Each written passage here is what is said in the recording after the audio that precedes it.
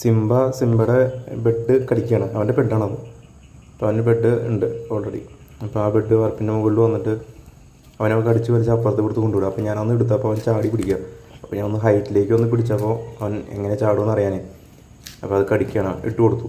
അപ്പോൾ കണ്ട അവർ ഓരോ കഷ്ണങ്ങൾ കിടക്കുന്നുണ്ട് അവിടെ.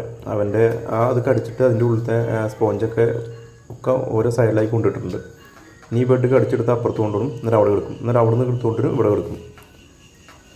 മഴയൊക്കെ ഉള്ളപ്പോൾ മഴയില്ലാത്ത വാങ്ങൽ പോയിട്ട് കൊണ്ടുപോയിക്കും. അവൻ കടിച്ചെടുത്തോണ്ട് ഇതാണ് എൻ്റെ കൈ കടിക്കണമാണ് പനി. പിന്നെ അല്ല കടിച്ച് കൈ ഇങ്ങനെ കടിക്കും.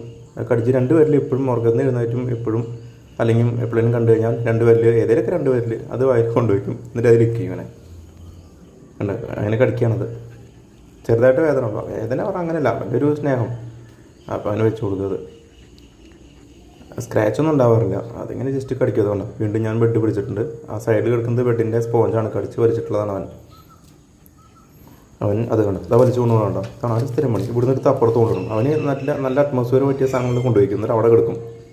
കണ്ട വീണ്ടും എൻ്റെ കൈ കടിക്കുകയാണ് അവൻ. ഇനി അവിടെ കിടന്നിട്ട് ഊറുള്ളൂ. അവന് സ്ഥിരം അങ്ങനെയാണ്. ഇതാ ബെഡിൻ്റെ അടിയിൽ പോയി കിടന്നുള്ളൂ. ഞാൻ തൊട്ട് മലർന്നിന് കിടക്കും. അവന് ഇഡ്ഡലിയൊക്കെ കൊണ്ടാണ് ഭയങ്കര ഇഷ്ടമാണ്. എപ്പോഴും ഒന്നും അടുത്ത് തൊടാൻ പോയി അവൻ മലർന്ന് കിടക്കും. പിന്നെ അവനെ കൊഞ്ചിക്കണം. അവിടെ കിടന്നിട്ട് മെല്ലെ വെയിറ്റ് ചെയ്യട്ടെ ഞാൻ എന്താ ചെയ്യണമെന്ന് അറിയാൻ വേണ്ടിയിട്ട്. അപ്പോൾ ഞാൻ അടുത്ത് പോയിട്ട് മെല്ലെ അവനെ തൊടും. ഉണ്ടോ നോക്കുകയാണോ? മെല്ലെ അവിടെ വെയിറ്റ് ചെയ്യുക എന്താ വരാത്തതെന്ന് വെച്ചിട്ട്. കിടന്ന് ഉരുളുന്നുണ്ടോ?